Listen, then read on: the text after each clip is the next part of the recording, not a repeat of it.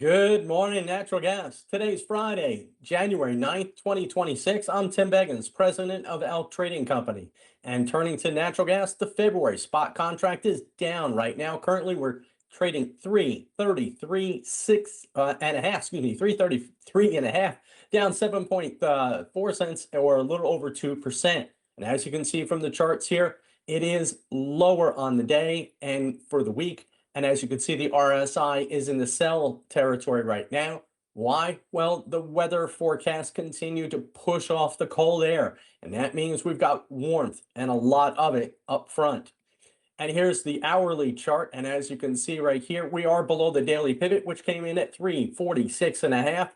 We are holding above first support here, which comes in at 329.70. The RSI is very, very low. It's trying to turn up on the day and probably will do so later because it's Friday and nobody wants to take the weather risk over the weekend because Lucy's going to pull that football right from Charlie Brown's Sunday night. And here's what's going on with the storage report. As you can see right here, we came in at minus 119. Expectations were minus 107 to minus 122.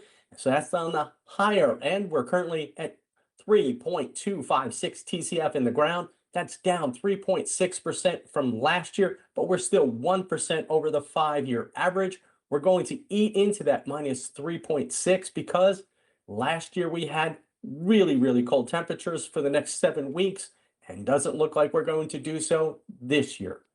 So let's turn to the front to back spreads. And here we have that Feb March. And as you can see right now, we tested once again the 70-cent level and pushed higher. So as you can see here, the RSI is coiling up, which means it's pushing to the upside soon because the warm temperatures means that this spread will continue to widen a little bit.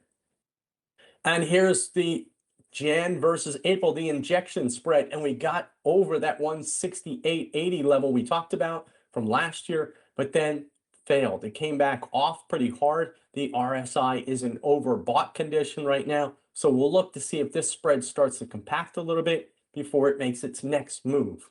What's going on with the weather? Well, this is the wind chill factor map here. As you can see right now for today, warm temperatures from Texas all the way back up into Chicago and back down into the southeast. Now, things change over time. We continue to get those cold blasts as they come into the northeast, but it's the Great Lakes and northeast New England that really bear the brunt of this colder weather until about the 16th.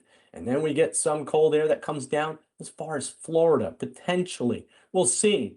And here's that movement again all the way through the 16th, back into the 18th, and then warms back up again in the central part of the United States around the 19th. This was when the cold was supposed to come in.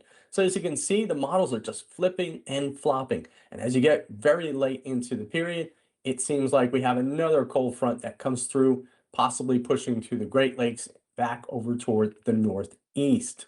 What's going on in Europe? Well, snow happened over in London 2 days ago. Some very heavy snow, the first snowfall of the year, first winter storm of the year. And now we've still got some colder temperatures coming in today, as you can see.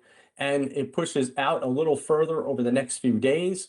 But that colder air starts to push further back east as we get toward the 13th. So things start to warm up a little bit here. That cold air centers around Russia as we go forward. There is still some colder temperatures lingering around on the continent, but most of that really cold temperature is now stuck back in Siberia. And here's the EU storage levels. This is from 2 days ago. It's a 2-day lag.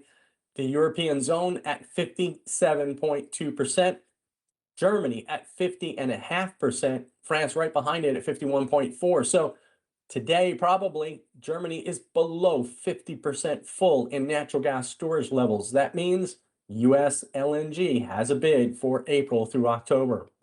And here's Asia. And as you can see, this is around the 19th. So that cold air that was supposed to come in the United States pushed over on the other side of the globe.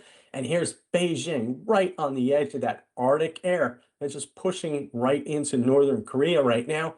And you can see as we go forward, there may be some cooler temperatures that push into the eastern provinces of China as we move further and further into the forecast.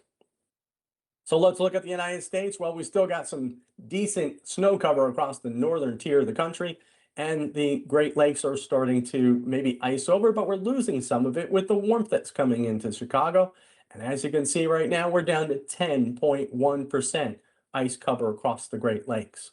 The U.S. nuclear fleet is doing fantastic. We're currently right now sitting at 1.4 gigawatts that are out of service, and that is below the 5-year average, which is 2.1 to 3.5 gigawatts. Again, Palisades is the only nuclear power plant that's fully offline. It is scheduled to restart sometime potentially in February or March of this year for, you guessed it, data centers. How about the oil and gas E&P sector? Well, things aren't looking so good there. We got stocks between $2 and $10 billion and have a high short float over 10%. It's a sea of red. Why? Because natural gas prices are down and crude oil is just choppy, choppy, choppy, choppy. Well, there goes Murphy up 1.1%, 1.17%. So again, recapping here for the spot February contract in natural gas, we're currently trading at 3,302, down 10 points and 10.5 cents, down 11 cents now. We'll keep sliding lower. We're down over 3.26%. So let us know your thoughts in the comment section below. Please hit that like and subscribe button. Thanks for listening. We'll see you Monday.